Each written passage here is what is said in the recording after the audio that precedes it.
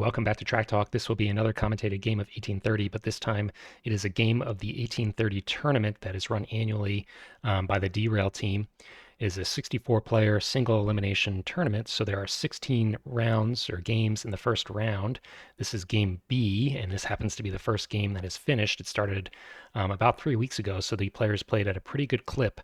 The rest of the games are a good ways behind. It will be a while before the tournament finishes, but we do anticipate commentating all of the games in the tournament. So if you'd like to follow along, we will be going through them as they finish. And once the first round has completed, I'll try and make a little bracket so you can see where players placed and just follow along as we near the end of the tournament. The tournament is seeded on prior season's performance. So Stephen Yu, as you may recall from our 1830 tournament final video, was in the top 4 players of the last year's tournament. And as a result, he was seeded into Game B. The other players were seeded based on their performance as well. We have Nodgerwig, AB3, and C Dob. So with that brief introduction, let's just jump into the auction. We'll move pretty quickly here. We'll see Stephen open on the D&H. M&H goes next. Camden and Amboy, so the 3 big ones are already bid on. And we will be rounded out with a contested D&H. Stephen Yu goes for the M&H, so splitting his interest between the 2 kind of moderate value privates. Noggerwig is going to go back to contest the CNA, so all 3 of them now have 2 bids. C-Dob opening up a potential ripcord with a bid on the Champlain St. Lawrence. And C-Dob is now going for the Camden and Amboy. I think I misspoke there. AB bid on the Champlain and St. Lawrence. Stephen Yu joining him, and Noggerwig passing. So not deciding to pull, just going to let somebody else do it, which AB3 is going to indulge him. So we will see the Champlain and Lawrence, St. Lawrence go for just 55. This does make it a little bit difficult, I think, for Stephen Yu to win both of these privates. Can certainly still price and force at least one of them, but probably going to be a little bit over privatized if he wins all 3. Goes up to 95. That's not a bad price for the D&H. And now has to decide how much he wants to press for the M&H against Noggerwig, who is a player on the CNA. Noggerwig and C-Dob are going to be pretty incentivized to bid up the CNA because they don't want to end up with the B&O. So we'll see if Stephen Yu is able to walk away with a cheaper M&H if Noggerwig decides to focus on the CNA. We're up to 140, and it goes to Stephen Yu. So he has won 3 privates here. He got decent prices for all of them, but it is taking a lot of his starting capital. He's down to $310. So needs to be a little bit careful in these early stock rounds with finding a way to get a company. We are to the CNA, 3 players on this. AB already has a private, so we'll be safe from the CNO or BNO even if he doesn't win this, but also not that exciting to just leave with the Schuylkill. So he's also interested in the CNA, I'm sure. Looks like it will be bid up to 220, 25, and all 3 players are still in it. Goes up to 240, and we have our first pass from C-Dob, so he's going to be getting the B&O presumably. AB3 overbids at 245, and Noggerwig will take it. So it does look like C-Dob is going to take the B&O. B&O gets parred for just 90. When you see that, you have to assume that the player is going to float their own B&O, so plan accordingly. And Stephen Yu, despite being kind of overcapitalized, over-privatized, certainly not overcapitalized, gets priority. So he's going to steal the presidency of the PRR. Didn't have the 335, so cannot float this on his own. May just see a I guess I should say 2 company float in theory with this happening. Noggerwig is going to pass for now. He was the CNA player, so doesn't have enough to float on his own now that the PR has been stolen. AB is taking the NYNH, and C-Dob is going back for his B&O. Stephen Yu going back for the PRR. Looks like Noggerwig is going to spread his cash around a little bit, so he's buying the NYNH. And we see the B&O continue to float. Stephen Yu is now totally out of cash for shares and is going to have to rely on some charity from someone to help him float his company. Noggerwig is continuing to just buy shares and spread his money around. NYNH is now floated, and it looks like the NYNH is going to continue to be bought since Nagarwig has given CDOB a little bit of extra flexibility by not having to buy 6 shares of the B&O. NYNH is getting pretty close to selling out and does, so it'll be floating up. And it looks like AB went back and didn't have anyone else to put his cash as a result of the heavy investment from the other players, so he's going to float the PRR. We will see a 3-company float. We're into the operating round. B&O's first operate. He immediately starts heading towards Lancaster, so he will beat the PRR there, barring extenuating or extraordinary circumstances. He buys a single 2 train, and the NYNH is going to head towards the B&M home and buys an extra 2 train. Just buying 2, and unclear the rationale there. If you're going to go for the lightning fast start on the NYNH, you could buy 3 2 trains and then Token of Providence, run all 3 of them. If you just buy 2 of them, where's that second train going to run? You can't run it without a Token of Providence.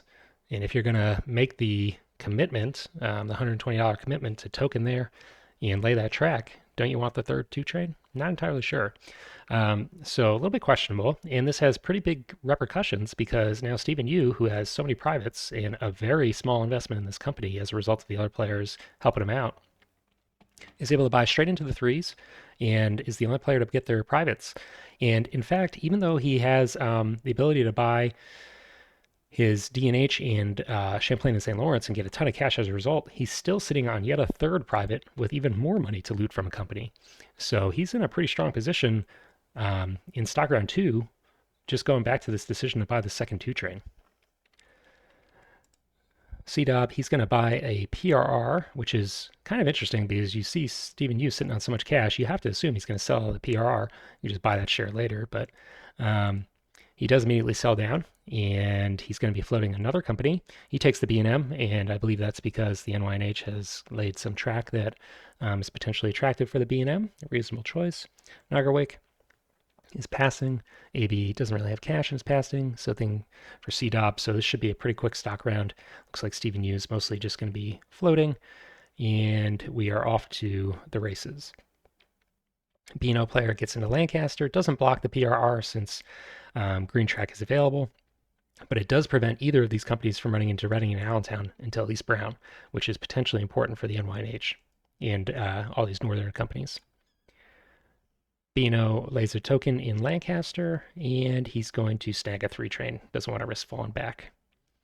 B&M's first operation is going to upgrade his home, probably hoping that the NYNH player lays Providence for him. The NYNH player, again, did buy those 2 2 trains, so is kind of incentivized to take advantage of that. We'll see if Stephen Yu gets a little bit lucky there. Buys 2 3s. He's anticipating this track being laid, and with those 2 3 trains, we'll have pretty darn good revenue in the early game. He does shuffle a train out of the PRR. The PRR's runs are going to be a little bit underwhelming here. We'll be able to run into Lancaster. And in theory, with the token in Lancaster, actually wouldn't have terrible runs because it can hit Baltimore as well. But those 2 trains may not run at all.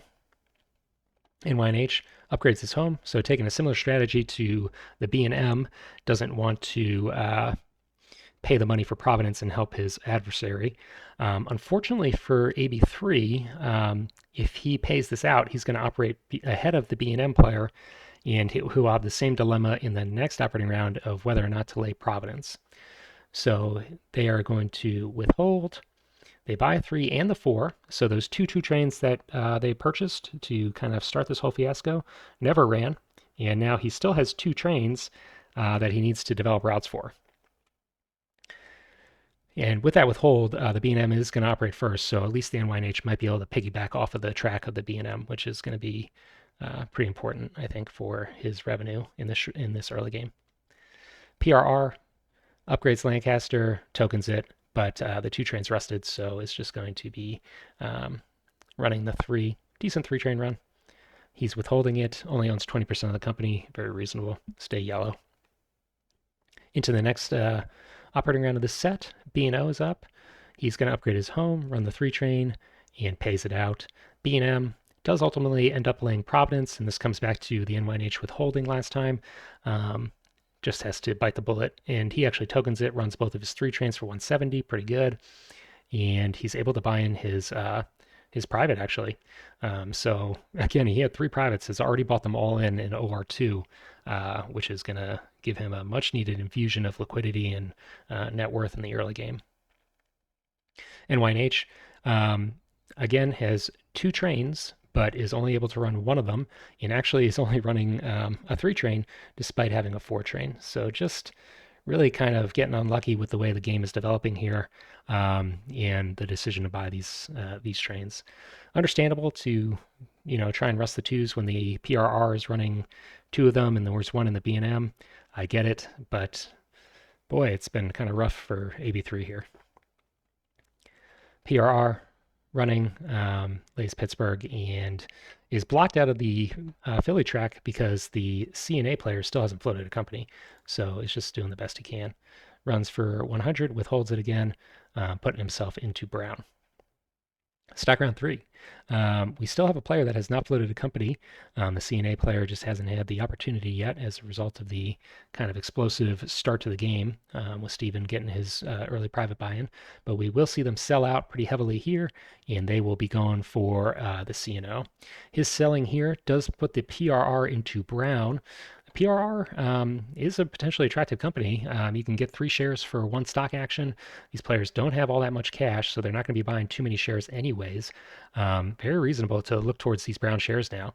And Stephen Yu, the president, unfortunately is the last person to get the opportunity to buy these shares. So either of these players could steal that company if they want. AB3, not interested. He's going to go for this expensive B&O share. It's a little bit questionable, I'd say. And he's even buying the IPO instead of the market.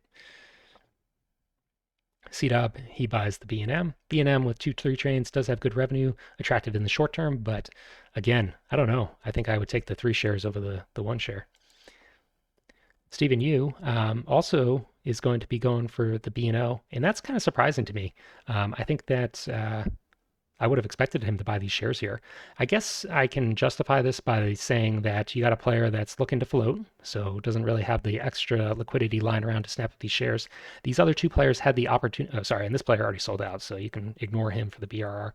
But these 2 players don't have the cash to buy the shares, and they've already had the opportunity to buy them and not taken that chance. So I guess Steven's gambling here that they aren't going to buy them, and it's not unreasonable. And I assume that he's hoping that it'll come back to him and he'll be able to snap up those shares. Norgerweg is going to take the CNO again. AB is just passing. CDOB is going to actually sell out of the B&M that he just bought. Sees, I guess, the error of his ways, and actually is going to steal these PRR shares. So not entirely clear to me why that didn't happen last time, but I do think that probably Stephen Yu was a little bit disappointed by that. Probably at the end of the day was wishing he had these extra brown shares rather than this B&O share that he could have bought later. But I do understand that maybe he thought that wasn't going to happen.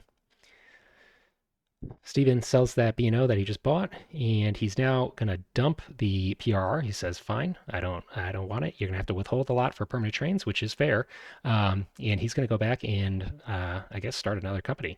Looks like he's looking at the NYC. NYC is not by any means dead, but it does have a little bit of a rough time here. It's going to have to either try and get into Reading and Allentown with some help from the NYNH, or it's got to lay this $120 track, which sometimes you just got to bite the bullet. I hate laying this track. It's so expensive, but sometimes you just got to do it. So we'll see what he decides. Nogerwig is still working on the CNO. And AB is going to go back for a cheap PRR now that Steven has dumped it, but only has the cash for one of them. CDOB, he gets the other one. And Steven, he's going to continue to do a little bit of trashing here, and then he'll go back and float the NYC. So we'll buzz through the rest of this stock round. There's just 2 companies floating, and we are going to see a little bit of a change in operating order here. I'm assuming that it has to do with how the 4 trains are going to come out. We'll talk about that in a minute. But otherwise, everybody just floating their companies. So B&O Still no access to Brown track. Is going to just lay a little bypass for Baltimore for the later in the game, and runs for 90, pays it out. NYC, he's going to set up to lay this $120 track, presumably to get into Providence and then later into NYC. And we'll just think about this for a second. We did see him trash the C&O player's share. I don't believe that's to hurt the net worth. That's, it's too early in the game to worry about that. I think that's really just to manipulate the operating order here. And I'm assuming the reason why he does this is because he wants to make sure that he gets a 4 without opening up the 5s. So if the C&O operates first and this player buys 2 4s, then Stephen Yu potentially has to buy the poison 4 and open up 5s for the other players. Here, by operating first, he can buy a single 4, he can buy 2 4s, whatever he wants. It's just a little more flexible. Otherwise, I'm not entirely sure what the purpose of that dump was. I will note that the C&O player probably not super motivated to buy 2 4s since he has the C&A that he still has to buy in, so he doesn't want to lose the opportunity to buy in that expensive private. Regardless, NYC buys a single 4 train. C&O, he lays the number 2, so bad news for the NYNH and the Northern companies. Not going to get the easy double run into New York here. This does deny the C&O player higher revenue into Chicago for the short term, but I think it's probably the right move to deny this track. He buys a single 4, and we are sitting on the poison 4. B&M upgrades Providence, runs for 190, pretty good revenue. He's paying it out. Stephen Yu does have some train liability that he needs to worry about. His B&M is train locked, or will be train locked in Brown, has really very, very little cash, and his NYC is going to presumably lay this track and be pretty cash tight as well. But doing all right for now. NYNH, just $20 in the company, is going to head down towards Philadelphia. Finally is able to run 2 trains, but is still running for less than the B&M. Also doesn't have enough cash to lay this Providence token, which is potentially relevant for Stephen Yu, right? This player is trying to get into Providence, but he's safe as he doesn't have the cash. PRR, this company was dumped, obviously, upgrading Pittsburgh for just a little more money, and is laying the suitcase breaker for the CPR. So we won't see that in this game. He's withholding, already is in Brown, is getting pretty close to permanent train money, reasonable. But instead of waiting for the permanent trains, it's going to push into the 5s. So we've had a pretty explosive game. This game's moving very quick. And 5 trains will be flying off the shelves in the next operating round of this set. I think he does this because he sees that the B&O is operating first, his other company. He's going to snag a 5 train there. But you do need to look at who else is going to get these other 5 trains. B&O trying to block the C&O. Runs, pays out, buys the 5. We do have access to Brown track now. New York is immediately upgraded. And then the NYC lays the expensive track, which is going to put him pretty much out of permanent train money, I think. We'll see if he's able to withhold for it. Immediately tokens, so he doesn't lose out on this token to the NYNH, which would be pretty devastating for the NYC's long-term prospects. He is going to pay that out, so he won't be picking up that 5 train. C&O gets the upgrade despite the attempted block. It's going to token Pittsburgh, so needs this token really to have any presence in the game. Otherwise, we could see him get a double tokened and then just really have no access at all to the east. And he has just enough money for the 5, which he buys. NYNH, train locked now that we have Brown, but does have access to Philadelphia, so lays that, hoping to get into New York South, I'm sure. Runs for 250, pretty good, is paying it out. PRR, last company to operate, is going to deny the NYNH's aspirations of getting into New York South, and actually gets access into New York North here. So this token in Philadelphia is pretty important because whoever gets this is going to secure the corridor into New York. Unfortunately for him, he's $30 short. He pays it out. So we are into stock round 4. As noted, this game has been moving pretty quick, just with the trains flying off the shelves. Everybody has a good amount of cash. Looking at net worth, Stevens in the lead. Nagerwig is pretty distantly in the rear here, and the other 2 players are distributed in between. But everybody has a fair amount of liquidity, so anticipating at least the Erie to float here. CPR, CCase is not possible, so not that attractive. B&O is being bought. AB, he's selling out, and he's going to be going for the Erie, max floating it. Fair enough. There's a 5 train sitting on the market, so if this company operates early enough, that's a guaranteed permanent train, pretty strong. CDOB, he is buying the cheap brown shares of the Erie, up to 70% of that company. Always nice to have that density. Stephen, he is dumping the NYC into yellow, not dumping it on another player, but selling it down. And then he actually takes the CPR. And I think when you see players sitting on pretty low net worth, permanent trains are already broken, a player is floating the CPR and selling a company to do it. To me, this looks like a bankruptcy play. Um, I can't say it for sure. I can't read minds, but I think that Steven sees that his closest opponent also is floating a company. So a lot of their net worth is not going to be paying any revenue. And he thinks that he has a high enough lead on these other two players that if he's able to bankrupt someone, he's gonna win. At least that's my read of this situation and the decision to float the CPR here. Because otherwise, long term, CPR, B&M, not usually a winning combination. These are not the greatest companies. B&M's a little bit better in this game because it did get access into New York and has the token to just guarantee itself a pretty solid 5 run. But still, CPR, B&M, not great usually, but we'll see how this develops. Nagarwig buying the B&M and selling it. So if you're Stephen Yu, you're probably not a huge fan of that. You're counting on this net worth to EQ over the bankruptcy, and you just lost a little bit there. AB, he's going to buy a C&O and trash it. So I'm not entirely sure, these kind of little nit trashing actions in this stock round are a little bit inefficient, I would say, not the most consequential. Could argue that this player sees that there's potentially a bankruptcy coming too, and is just trying to lock up Nagarwig's liquidity by filling the market, reduce his net worth, increase the likelihood of bankruptcy. But I guess that means, if that's the rationale you buy, both AB3 and Stephen Yu are pushing for bankruptcy, and both of them think they're going to come out on top of that. So by definition, one of these players is wrong, right? If that is in fact what they both think. CDOB buying the NYNH. Stephen Yu, he is going to sell his own B&M and is buying the Payne C&O share. Nagarwig buying the NYC. Another NYC comes off, so really not much progress being made on these floats. Maybe I was misreading the situation. They're both just going to lock those presidencies down and hope to buy Payne shares.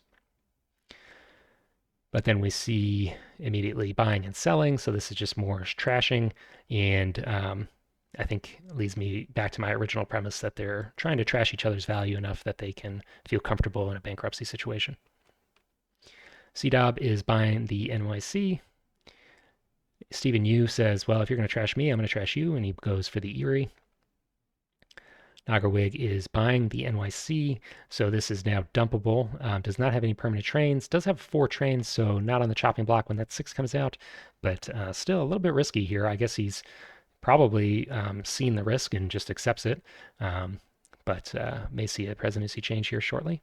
CPR is being bought, so these two players are going to, I guess, work to trash each other, but this is going to strictly favor Stephen Yu for a couple of reasons. One, he bought this company first, so he's going to potentially steal this presidency before AB can steal the CPR presidency, and probably more importantly, the Erie is just a better company. I think that Stephen Yu would be more than happy to trade companies if this were to occur. CDOB's passing. He has plenty of cash, so maybe just waiting to see how things shake out. Stephen Yu buys another Erie share, so this is what I was talking about. He's going to be able to pressure this presidency and prevent AB3 from really investing heavily in the CPR to trash it. Nagarwig is going to sell out of the B&M and buy Payne NYNH. Have not seen the NYC dump, so that's a little bit surprising. AB, he has to defend his presidency. CDOB passing. Stephen Yu is continuing to press the Erie, so we'll move through this a little bit more quickly. We will see it looks like the Erie totally bought out and then sold down. So again, if we're looking at net worth now, Stephen Yu has opened up quite a lead by really trashing the Erie's value. So maybe he's a little bit more optimistic about a bankruptcy win here.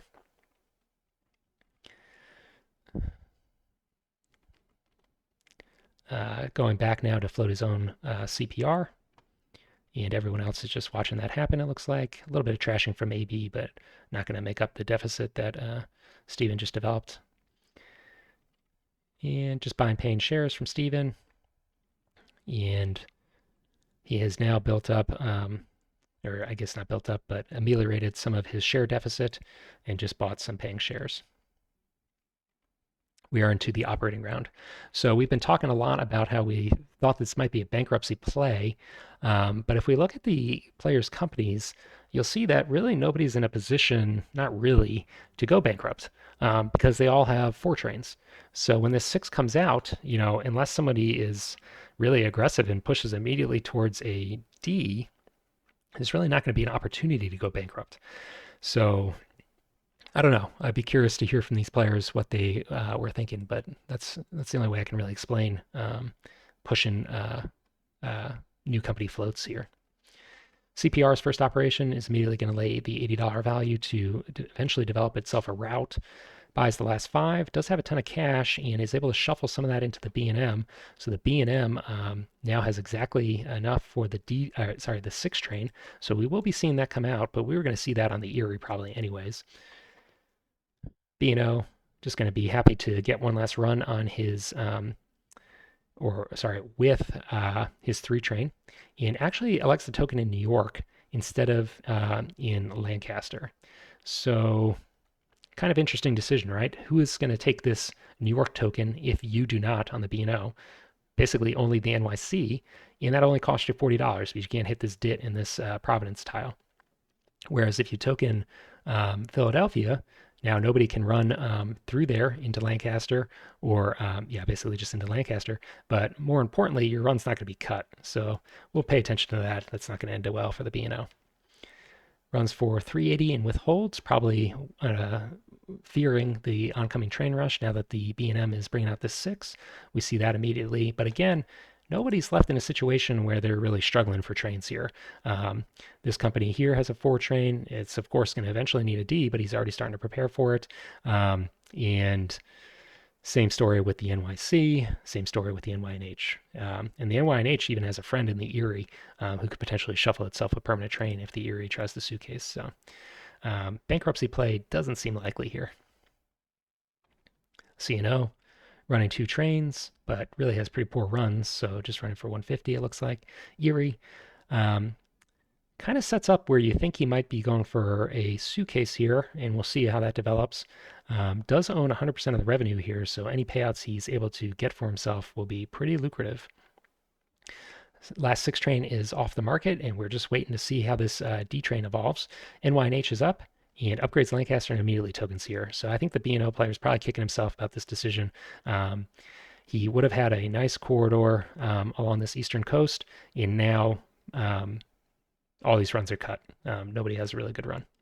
So maybe should have reconsidered that token.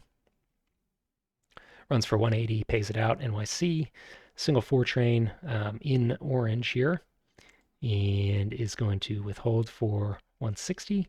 I think that we may have missed this dump. This was Steven Yu's company, and now it's Nagarwig's, so I don't remember if I commented on that or not, but we did eventually see Steven Yu dump that. PRR upgrading to get a run into New York South at least, and is able to bypass the DIT by running through Philly. So this actually ends up being a decent run for PRR. But the PRR is eventually going to have a D train. All the 6 trains are gone, and he needs to make sure that he doesn't have his run cut here. Now, right now it's not really under pressure. The C&O can't double token, obviously. B&O has committed all of his tokens. These other players are several track points away, but needs to be aware that this $71 is not $100, so is going to eventually need to defend that token. May see some withholding. May see him withhold anyways just to stay in the brown zone of the market. CPR does link up with Albany, immediately snags the token. Again, Steven is not running the NYC, so I guess is just happy to secure a run for himself. Runs for 120. B&O upgrading his home, runs for 280, pays it out. C&O does get at the link up into Chicago much later than we usually see, but this was a pretty late float of the C&O anyways, and his runs are a lot better now that he has that $70 revenue to add to it. Runs for 230. B&M actually has a decent run and is paying for 220, pays it out. NYNH, 2 trains, so it's going to be able to double tap New York, which is always good, but otherwise, the track is a little underwhelming as a result of, how this corridor has developed. He's just lucky that he was able to get this Philly token. Runs for 300 and withholds it. So of all the players that are going to be pushing for the D train, it's actually the player with the suitcase. And if you think about this here, the 2 players that are going to be on the chopping block if this D train comes out are CDOB and Nagarwig. CDOB has done a pretty good job of preparing for it, so really not in danger of bankruptcy with just a train shuffle. Nagarwig, on the other hand, really has no cash and very little liquidity. So if this D train comes out, this player could bankrupt. And if you're AB3, why are you pressing for that? You're not going to win if that happens, right? Stephen Yu's up $400 on you. 5 of your shares do not have any revenue, and all of his shares are paying, at least for a decent amount. So if you're this player, I'm not entirely sure why you'd be pressing for a D train or pressing for a bankruptcy here. It's not a winning move for you.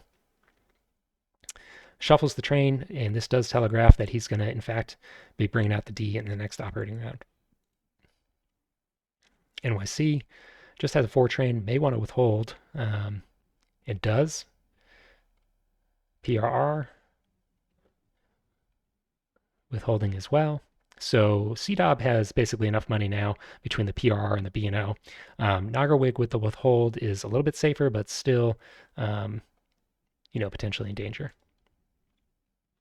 Actually, Nagarwig is not the player that we were. Oh no, it is. Yeah. So still in a little bit of danger. Liquidity is 600 and company cash at 341. That is pretty darn close to a bankruptcy if you have to buy a $1,100 train. CPR. He is going to get a little bit of a better run for himself into Philly, and he pays it out. Again, we're on the knife's edge for a bankruptcy here, so it definitely makes sense to be paying instead of withholding.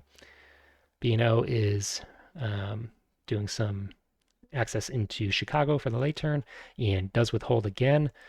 So he better hope that there isn't a bankruptcy here, else he's going to regret not paying that. C&O running and paying. B&M, not entirely sure where he's heading with this track, potentially just trying to bypass his block in Albany, which he created by tokening there. Runs for 230. NYNH does have exactly enough for the upgrade and is going to potentially give himself an outlet into Scranton, but won't have the money for that. And we do see the D train upgrade here. So again, looking at the net worths, $600 behind the leader.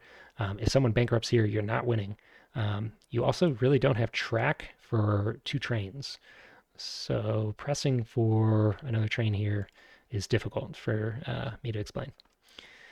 Does give himself a run at least, and is going to immediately token Rochester. And the moment of truth, will Nagarwig bankrupt? Has to sell a bunch of shares and barely affords the D train. This is going to leave him with just 4 shares and $11. So that's kind of a bad outcome for him. PRR is, on the other hand, pretty easily able to afford his D train. So we did not see a bankruptcy, and that really changes your strategy for this game. This game has plenty of life left in it now. Bank is at $10,000, and you got to go late now. So that's really just an entirely different game. Stephen Yu definitely has an advantage here in terms of net worth. It's $800 lead on CDOB, but in terms of shares, it's really not in Stephen Yu's favor. And despite getting a decent run for the CPR, more than you would usually expect, CDOB has a D train here, and the B&O is set up with a pretty decent run. So could he conceivably overcome this $800 deficit? Absolutely. And it's not like Stephen Yu has that much more money than him into this stock round. So depending on how the shares work out here, CDOB may be able to stay neck and neck in terms of shares. So definitely not over game. Nagarwig was just barely able to avoid bankruptcy, but still some life left in it. Nagarwig is going to buy his NYC, try and prevent this company from being stolen, but there's no way he can defend both of these presidencies. In reality, he's not going to be able to defend either one. So his game is over. AB3 is going to pressure, sees these brown shares, and says, okay, I'm going to steal that D train, which is fair enough. CDOB buying the NYNH. Stephen Yu, he's going to pressure for this other presidency on the CNO. So as kind of telegraphed, Nagarwig's going to lose both presidencies. NYC next turn, CNO this turn. CDOB still buying the NYNH. Stephen Yu steals the presidency. And now AB steals the presidency. So Nagarwig is just a spectator at this point. CDOB buying Payne shares. Stephen Yu going back for these brown shares, so probably recognizes this game is going late and just needs to make sure that he is able to maintain a share lead. NYC is now sold out.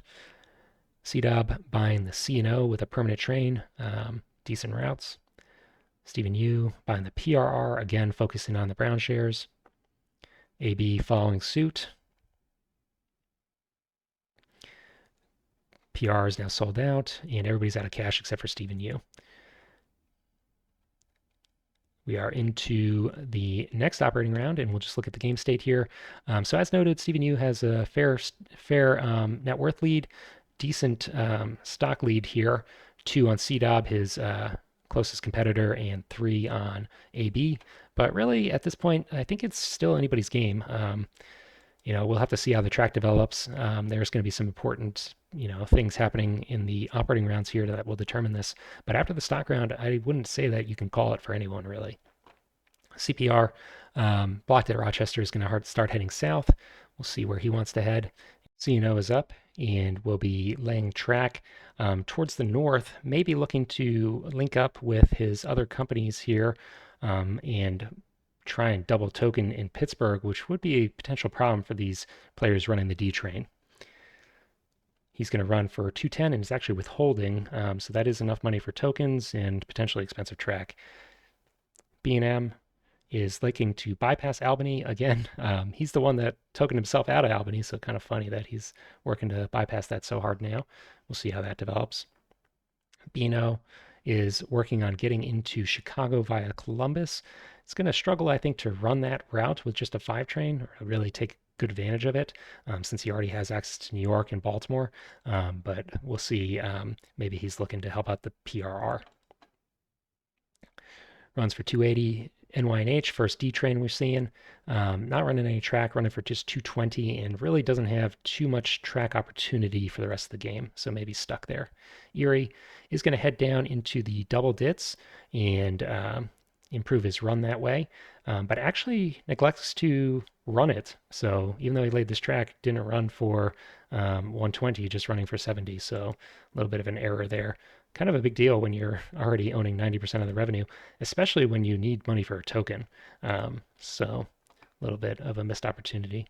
NYC also heading down south, coordinating with the CPR player, does have a D train and needs to get himself a little bit of a better route. Running for just 220. PRR is going to look to work with the B&O, his other company, to get into Chicago. We'll see if that comes to pass. And he has $0. So this player out of pocketed a D train and had a ton of cash in this company, could have secured this token without having to withhold for it on the D train, but now will have to withhold to secure his runs, and we'll have to watch that. CPR. I guess he's looking to get into New York South here with this $120 track. He's withheld on at least one of his companies to set up for that. So I think that's where he's hoping to go. Runs for 160, pays it. B&M does bypass Albany, and now he has a bunch of track points that he can put towards developing track in the center of the map. Runs for 230, pays it. CNO is also heading towards New York South, it looks like, or at least looking to link up his companies. Runs for 210, withholds. So he's developing quite a treasury here and maybe looking to get another train in his company for the late game. Again, we have probably at least 2 more operating rounds looking at the market here. So an early D train, or relatively speaking, early D train, could very well pay for itself. B&O does get into Chicago for the PRR, so pretty good runs for the PRR. NYNH not laying anything track and just running for that 220. Erie does now run a more efficient route, but unfortunate for him that he's heading into this DIT instead of into Pittsburgh or into these double DITs, double O's. Pays for 130. NYC, he is going to upgrade and get a run into New York. And now we've got a lot of companies that are very interested in this Pittsburgh tile. So we'll have to see how this where this goes. Runs for 300, pays it. PRR, he is laying kind of random track here, I guess blocking the Erie. Runs for 330. And now we see the CPR managed to get into Pittsburgh and immediately tokens it. So if we were saying that this game is kind of neck and neck and could go either way, I think now we're starting to see Steven put the hammer down. This is going to cut the PRR's run for the rest of the game. PRR was C-Dob, and that was kind of his one hope to, come back into this or overtake Steven. It's going to give the CPR really pretty good runs that it doesn't usually have, which is a big deal for Steven, who's the sole investor in the company. So if we're looking for a difference maker, I think this is one of the important ones, this Pittsburgh token. That and that 2 train on the NYNH early in the game, I think are, part of the reason why the game goes the way it does. Pays out for 240. B&M is going to get that run into New York South. Again, Steven Yu is just finding ways to make his companies better than they really have a right to be. So running for 290, really a quite nice run for the B&M, pays it out. B&O is going to get himself a bypass of Pittsburgh, but it's not going to help his PRR, and it really doesn't help the B&O either. NYNH still running for 220. Probably needs to look towards Scranton if he ever wants to run for more than this, but it's going to require withholds, which probably isn't worthwhile. CNO has been withholding pretty heavily, and tokens in Philadelphia, so this hurts the B&O. B&O couldn't defend against this because it threw away his token here, which again, this is kind of a worthless token, so that's just another example of why that's bad. And this now really kills the PRR, who can't run through New York even now. So Steven Yu just kind of boa constricting around the map and slowly locking down his routes and cutting everybody else's. We do see the 00 upgrade here. Good news for the Erie, but really just behind in tempo. This track development is going to be too little too late. NYC manages to get a run past Pittsburgh and is running for 330, which is pretty good. But actually, now that I'm looking at the track, it's not even running there. May do that later in the game. PRR is dead, running for just 150, and we're into the stock round. So if we look at the game state here, we see that Steven Yu is still kind of narrowly ahead here, but he has been withholding heavily on the CNO. So a lot of the cash that he could have is being disguised in the treasury of the CNO. He's still got a share lead, and he's got all the routes. So I think at this point, the game's basically over. He's got a share lead, he's got the good routes, and there's no train liability. Barring something crazy like getting dumped on, there's really no way for him to lose. So let's skip the stock round. We'll just look at if anything changes here. He ends up with priority, so he's safe from a dump. He could, if he wanted to, dump one of these companies on one of the other players. If C-Dob was really pressuring him for some reason, which doesn't seem likely with a dead PRR, you could easily dump a trainless CPR on him and just, get an instant $100 or $1,100 lead by doing that. We probably won't see that happen, but Steven Yu's safe. So we'll move pretty quickly here. The track development that has occurred has been a little bit interesting, but I think at this point, most of the important track has been laid. So let's just skip here. We will see that the players are starting to try and get into the west area of the map where you can get another 00, potentially link up with the Hamilton and Toronto in the late game, but it's all going to be too little too late. If we look at the net worth increases here, Steven Yu is just narrowly behind his competitors, but he was in the lead, and he's still withholding on the CNO.